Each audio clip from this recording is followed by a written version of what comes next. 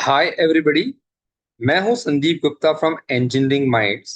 और इस वीडियो में हम बात करेंगे मेरिट नंबर की। ठीक है, तो मैं कुछ एग्जांपल्स लेके आपको एक्सप्लेन करूंगा कि क्या है, आपके लिए कितना इंपॉर्टेंट है या नहीं है। सो फॉर एग्जांपल, ये एक स्टूडेंट है मेल, ओके, जिसका लिंग्विस्टिक माइनॉरिटी है गुजराती एंड रिलीजियस माइनॉरिटी है जैन। अब जब आप नीचे देखेंगे तो आप देखेंगे कि इसका जो ये जो दिख रहा है, ये वो मेन मेरिट नंबर्स है जो आपको देखना है और इसको इसको इग्नोर करना है। ठीक है, इसको इग्नोर करना है। अब ये क्या है ये भी मैं आपको बताऊंगा। अब सबसे पहले PCM state general merit number क्या होता है, तो सिंपल है। जितने भी स्टूडेंट्स ने सीईटी सेल में रजिस्ट्रेशन किया है, ओके, अभी देखो 19 को आपका रजिस्ट्रेशन खत्म हुआ, राइट। तो जितने भी लोगों ने 19 तारीख तक रजिस्ट्रेशन किया है एंड वेरिफिकेशन ऑफ डॉक्यूमेंट्स कराया है, वो जितने भी स्टूडेंट्स हैं, उन सभी स्टूडेंट्स में इस स्टूडेंट का जो रैंक है वो है 1031। तो पूरे महाराष्ट्र स्टेट में ये स्टूडेंट का रैंक है 1031। ठीक है। अब उसके बाद आता है PCM university merit number. By the way, एक बात तो ऑब्वियस है कि ये जो मेरिट नंबर है, ये आपके सीईटी के पीसीएम पे बेस्ड है। ठीक है। अच्छा, अब ये यूनिवर्सिटी मेरिट नंबर क्या है, तो सिंपल है। अगर आप मुंबई में रहते हैं तो आप ऑटोमेटिकली ऑटोमेटिकली मुंबई यूनिवर्सिटी से एसोसिएटेड हो जाएंगे। तो जितने भी स्टूडेंट ये मुंबई यूनिवर्सिटी से एसोसिएटेड हैं, उन सभी स्टूडेंट्स में इसका मेरिट नंबर है, इसका रैंक है 363। ठीक है। तो एक होगा स्टेट मेरिट नंबर जो पूरे महाराष्ट्र का होगा, एक होगा जनरल मेरिट नंबर। ठीक है। अब उसके बाद आता है TFWS merit number, EWS merit number. तो एक बात प्लीज ध्यान रखें कि जो टीएफडब्ल्यूएस और ईडब्ल्यूएस मेरिट नंबर होता है ना, ये हमेशा स्टेट मेरिट नंबर होता है, ये यूनिवर्सिटी से एसोसिएटेड नहीं होता है। तो अब इसका क्या मतलब है कि जिन स्टूडेंट्स ने टीएफडब्ल्यूएस के लिए अप्लाई किया है, पूरे स्टेट में जितने स्टूडेंट्स ने अप्लाई किया है, उनमें से इस स्टूडेंट का मेरिट नंबर है 216 एंड ईडब्ल्यूएस में उसका मेरिट नंबर है 54। ओके। फाइनली ये PCM all India merit number क्या है, तो ये जो स्टूडेंट है, इसने देखो, इसने जेई मेंस भी दिया था। ठीक है। तो जेई मेंस के बेसिस पे जो भी इसका मेरिट रैंक बनता है, वो है PCM all India merit number. तो होता क्या है, हर कॉलेज में कुछ जो सीट्स होते हैं, वो ऑल इंडिया मेरिट नंबर के बेसिस पे अलॉट होती है। ओके। तो अगर आपको वो ऑल इंडिया मेरिट नंबर की सीट अलॉट होने वाली है, तो तभी ये वाला मेरिट नंबर कंसिडर होगा। ठीक है।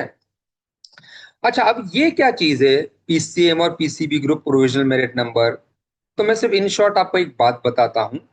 ये जो मेरिट नंबर है ना, ये एक्चुअल इंजीनियरिंग के लिए, प्रॉपर इंजीनियरिंग के लिए नहीं है। अगर आपको देखो ये सब फील्ड्स करना है, ये वाला देखो, agriculture engineering, biotechnology, food engineering, ये सब, ठीक है, तो इसमें इसमें ये मेरिट नंबर यूज होता है। तो जहां तक मेरा ख्याल है, आप तो वो इंजीनियरिंग करेंगे नहीं, आप तो नॉर्मल जो कोई इंजीनियरिंग है वो करने वाले हैं। तो आपको बस ये वाला मेरिट नंबर देखना है। ठीक है। अच्छा, अब एक और एग्जाम्पल लेते हैं इस स्टूडेंट का। अब ये जो स्टूडेंट है, ये एक फीमेल है एंड ये जो स्टूडेंट है वो नोमैडिक ट्राइब वन को बिलोंग करती है, नोमैडिक ट्राइब वन को वो बिलोंग करती है। ठीक है। तो अब इसके मेरिट नंबर्स हम देखते हैं। अब अगर आप इधर देखेंगे तो देखिए, फिर से आप देखेंगे PCM state general merit number, PCM university merit number, वो सेम है। हाँ। अब इधर जनरल का क्या मतलब होता है, जनरल का इधर मतलब होता है ओपन कैटेगरी। तो जिसको हम ओपन कैटेगरी बोलते हैं ना, उसको उसको सीईटी टर्म्स में बोलते हैं जनरल, जनरल। अच्छा, अब इसके नीचे देखिए, जैसे आप देख रहे हैं PCM state general merit number, वैसे ही आप देखेंगे PCM state category merit number, PCM university category merit number. तो ये क्या है, तो सिंपल है। अब देखिए, इसका PCM state category merit number है 373।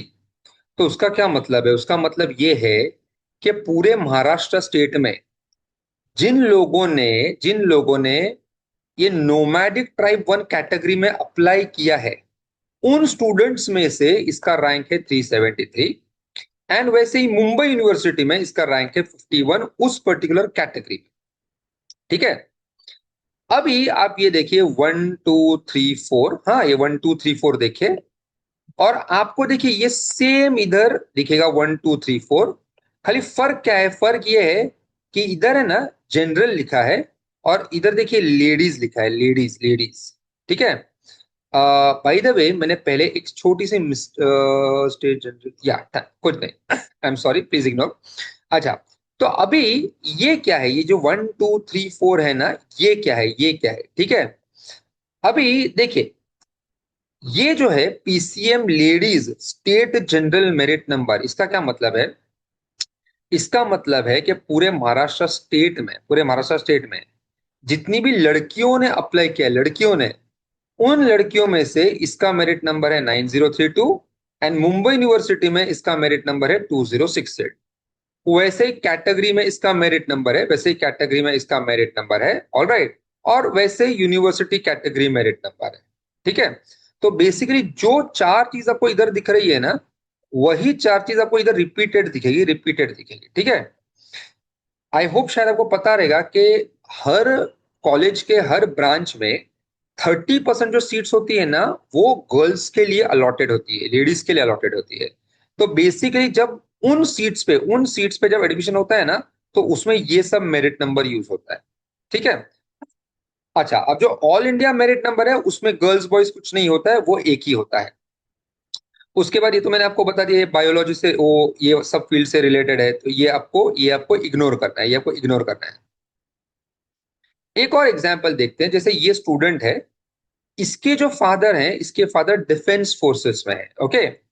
तो अब क्या होगा कि अगर आप कोई डिफेंस फोर्स में है, या आप समझो कुछ पीडब्ल्यूडी है आपका, या ऑर्फन हो, तो आपको एक और मेरिट नंबर मिलेगा। जैसे ये जो इसके फादर है वो डिफेंस फोर्सेस में है, ओके, डिफेंस फोर्सेस में है। तो इधर एक देखिए PCM state defence merit number भी होगा। और ये जो डिफेंस मेरिट नंबर होता है, ये फिर यूनिवर्सिटी नहीं होता है, ये पूरे स्टेट का ही होता है, ऑलराइट। तो इसका क्या मतलब है? इसका मतलब है पूरे स्टेट में जितने लोगों ने भी ये डिफेंस कोटा के लिए अप्लाई किया है, उसमें इसका रैंक है 48। ठीक है। अब एक इंटरेस्टिंग चीज के बारे में बात करते हैं, ध्यान से सुनिए। अब ये एक स्टूडेंट है, ये जो स्टूडेंट है ना, इसने ट्वेल्थ में बायोलॉजी नहीं लिया था। आई रिपीट, इसने ट्वेल्थ में बायोलॉजी नहीं लिया था। ठीक है। एंड इसने ट्वेल्थ में इसमें जेई मेंस भी इसने नहीं दिया था। ठीक है। बट फिर भी अगर आप ये मेरिट नंबर्स देखेंगे ना, तो आपको इधर दो चीज दिखाई देगी। क्या?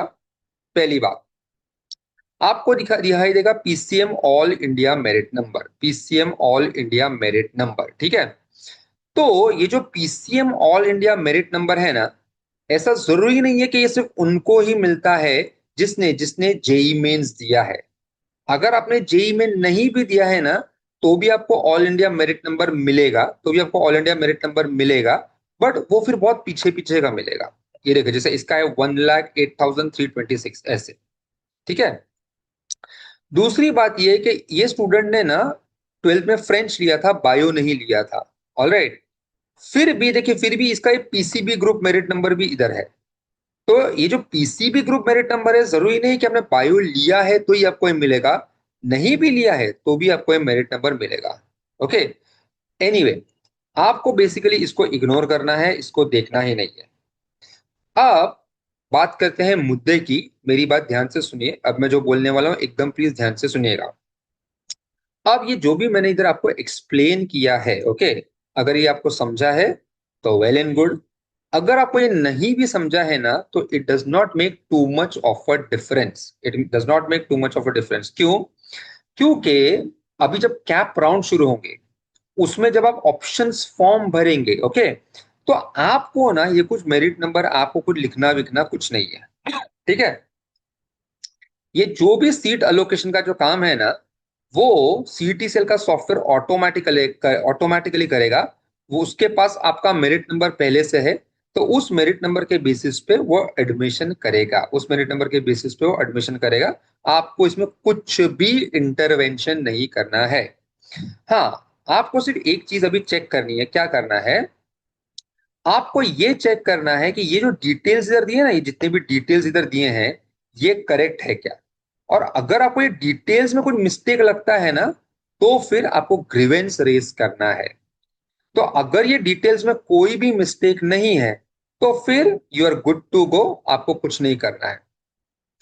एक और बात ये कि आप में से कुछ कुछ लोग होंगे जिनको कुछ डॉक्यूमेंट्स अपलोड करना बाकी होगा, जैसे TFWS डॉक्यूमेंट या EWS डॉक्यूमेंट।